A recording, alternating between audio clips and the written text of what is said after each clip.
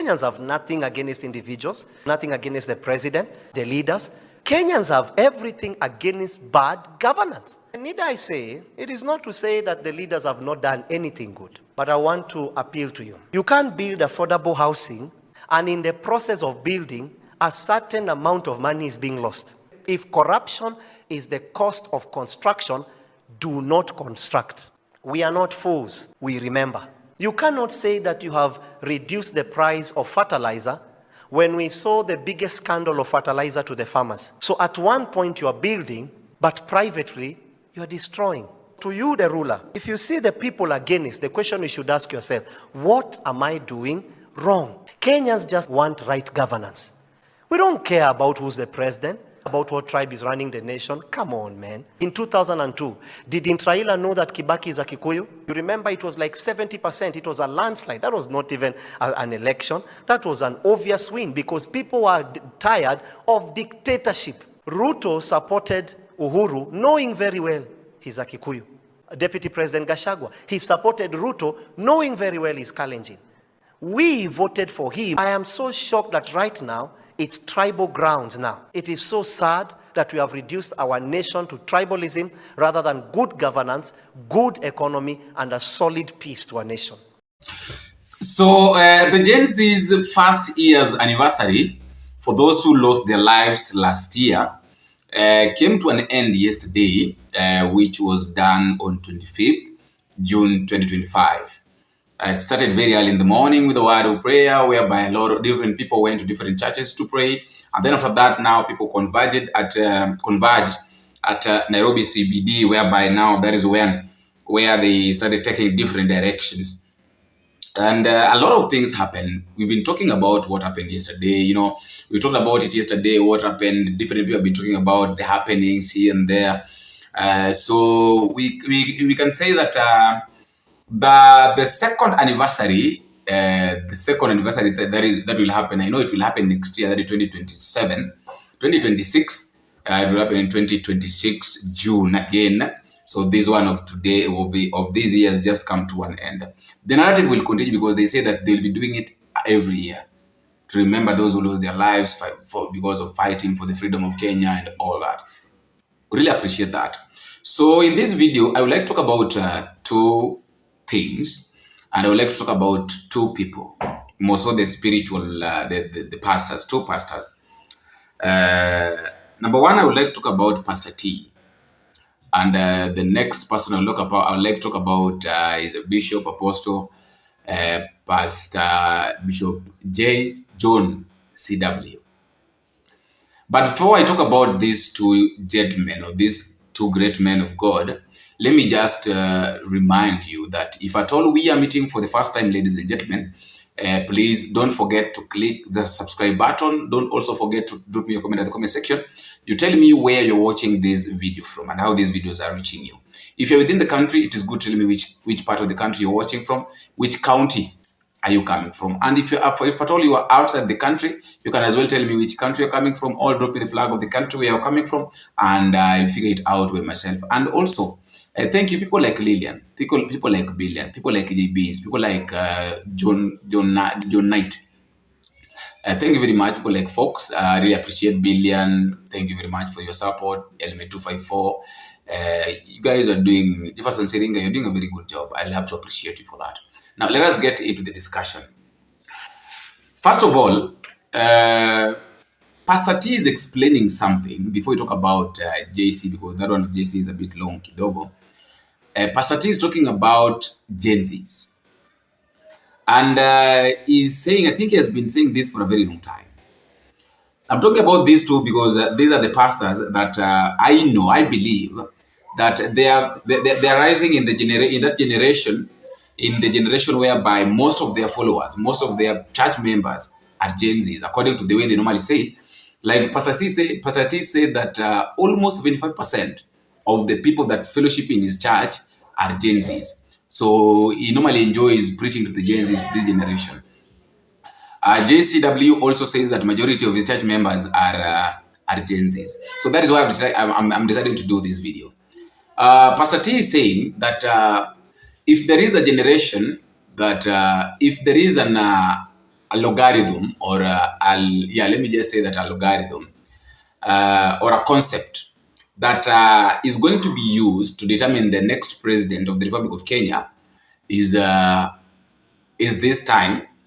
And if the logarithm that will be, or the system that will be used, will click and say that the majority of people that have registered for votes are Gen Zs, then it's going to be a problem. Why? Because if you look at, the politicians have got this narrative of they come and then they try to look at, these politicians, they try to look at which population is the majority of the people that have got votes and the IDs that are going to vote. When they realize that they are elders, like 35 years and above, they look for a narrative that they can come to sell. So after coming with this narrative, they try selling this, and then people get into it. After getting into it, people get stuck. So it becomes very difficult for people to understand. This generation, if they are well nurtured, this is a revolutionary generation. These ones, if they decide to vote in 2027, if they don't add the 7 years, I saw there is a bill going down, they want to add 7 years. Wherever they will vote, with their thinking, hawa lazima tuwapende. Hawa wanaweza kutana mkutano waseme hii Kenya shida yetu ni wazee, tuwaeke wote kwa malori, tuwaeke Lake Victoria, tuanze afresh. I tell you, that's how these people think. So wazee hawa watu tusiwatreat vibaya, miaka inakuja wanaweza tuamulia, generation Z, mimi miaka yenu msinipangie mabaya, mimi niko side yenu. But are you getting something? But they have radical thinking. They are revolutionary. They are calling themselves the disruptors. They are trying to challenge the systems and how things have been done. And then after not understanding, now they get into the box of the politicians and now they vote for these politicians. But what happens after the government realizes that the majority that are going to vote, or the majority of voters, are Gen Zs? It's difficult because there is nothing that you can sell them out. You cannot sell them anything. They cannot, the Gen Zs can't buy anything. These people are learned. You can speak to a Gen Z and they look at you like this and they realize that you're lying. And you can't do them nothing. They just know that automatically this guy is lying. This one is a liar. Is really lying. Are you saying? So lying to a Gen Z is very difficult. But lying to someone who is of age is very easy because it will just be after that thing. But now the Gen Z will start asking that this thing that this person is telling me, how is it going to benefit me? How is it going to benefit my family? How is it going to benefit my future children? How is it going to benefit my future generation? That is what this person is looking at. So if a Gen Z realizes that you're lying, then it will be very difficult. So that is what Pastor T is saying. The second person is Bishop John W. Bishop John CW is, first of all, he said that he will be on the street. Then we'll know the people have a problem. Try, allow one demonstration without guns, canister, carry them, no problem, but walk with the people. Let's see if it's peaceful. Now, to the young people, there's something I want to tell you, because I know June 25th. Actually, I was reached out to make the opening prayer. Watu wameamua. Someone come and say, Bishop, we've seen you, bro. I said, what is it? So I came to my family. I said, what do you think? How will it look? I'm coming. Mina kuja. And luckily enough, on McHugh, he was on the street. They have started.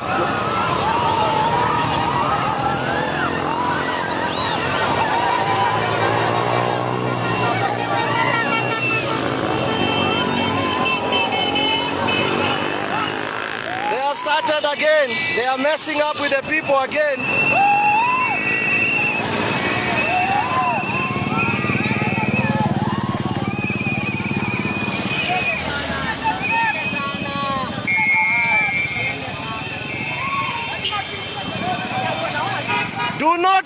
the people.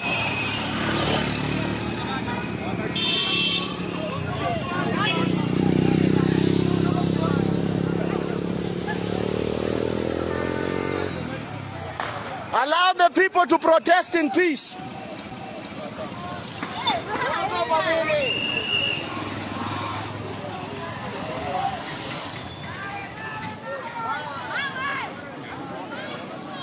Usirushe, hivyo ndo wanataka, usirushe mawe. Usirushe mawe, hivyo ndo wanataka. Wakora hao ndio ikwe vita. Usirushe mawe, hivyo ndo wanataka wakora hao. Hivyo ndo wanataka. Do not shoot the people. Don't shoot the people. Musitupe mawe, hivyo ndo wanataka. Don't shoot the people.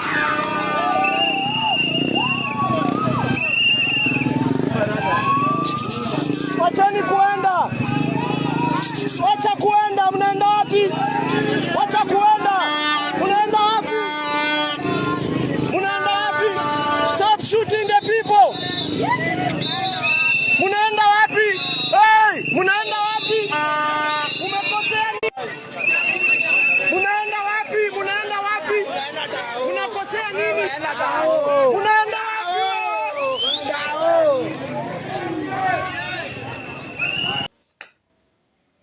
After the streets, there is something that is trying to tell the government here. It's trying to tell the government that we are not tribal. Kenyans are not tribal. Fighting a tribal battle. We are fighting an economical battle. We are fighting a battle against corruption. Our enemy is not where you are born. Our enemy is the drugs that are not in our hospitals. The enemy of Kenya is the corruption in all platforms. The enemy of Kenya is education that cannot be accounted for, where children can go to school but lack books. The fight of Kenya is lack of electricity. The fight of Kenya is shortage of food. The fight of Kenya is bad governance. The fight of Kenya is murder along our streets, incompetent policemen. The fight of Kenya are goons and perpetrators of darkness. We are not in a tribal war. And therefore, to all those of you that thought that this is an avenue for you to express your wickedness in trying to divide the people, I am here to announce to you once again, you have lost. Kenya is bigger than any tribe. If you take one tribe from Kenya, Kenya is no longer Kenya, because every tribe is known for something. All tribes of Kenya have their own unique thing that they bring on the table to make Kenya Kenya. If you want to build a strong nation, then you must forget the language that you speak of. Our language is Kenya. We are a Kenyan. We are 47 tribes. Within 47 tribes, we have got the Luos, the Kambas, Kikuyu, Kalenjins, Luyas, Masai, Pokot, I don't know, Borana, and I don't know. There are so many, very many tribes, which makes it to 47 tribes. So out of these 47 tribes, every tribe has got a role that it's playing in this country. That is what I want us to understand, that every tribe has a role that it's playing in this country. If it's Kikuyus have got a role that they're playing. Like Kikuyus are well advanced, they are well known for their advanced business. Like Kikuyu people are business people, they're known for that. So it means that when we take all Kikuyus away, yes, there will be business, but it will not be as the way it is when you have Kikuyus within. If you take Luos away, yes, there will be fishermen and all that, but there will not be like, yes, the way Luos are. Same as if you try to take which tribe plays a very big role in this country. Do Luyas play any role, by the way? Farmers, I don't know. I don't know. If you look at Meru, if you take the people of Meru and you look at Meru, Meru are Mira. So if you take Merus away, then we'll not have Mira. We'll not export Mira. Then you go to Kericho also, the tea, Western the sugar cane for making sugar, yeah. And then I don't know which other tribe. The Maasai's cattle herders, we know that. So if you take Maasai's away, it will be very difficult for Kenyans to be known for having a lot of flocks and cattle because the Maasai's are. In short, I'm trying to say that every tribe is important in this country. That is why every person, every tribe must be respected. So whenever these politicians comes and tells us that Kenyans are not together, we question a lot. So I want us to listen to JCW speaking, and then after listening to him, I would like you to tell me what you think at the comment section. Because personally, I think that the same way he was saying that an army is rising, it is true that an army is rising. And this army that is rising, who is going to be the representative of this army? That is another question that we need to ask. Yes, an army is rising. When an army is rising, who is ready? Like, who is he or who is she that is going to stand with this army that is rising? Those are the kind of questions that sometimes we need to ask ourselves. That yes, we're being told about change, but how prepared, how ready are we for this change? Are we really ready for the change? Then if you are not ready for the change, what is it that we're supposed to do for us in order for us to be ready for the change? Change is inevitable, yes, but how is it going to come? How is it going to come? For all guys, that is just my thought, and that is all I have for today. I would also like to listen to your thought at the comment section concerning these things, because as it is now, one thing I know for sure is that this government is in panic mode. They don't know where to start, they don't know where to end, and they've realized that everybody is against them. So they are really trying to figure out whom they can call upon or whom they can bring closer to them so that some of their problems can be solved. Let me know what you think in the comment section.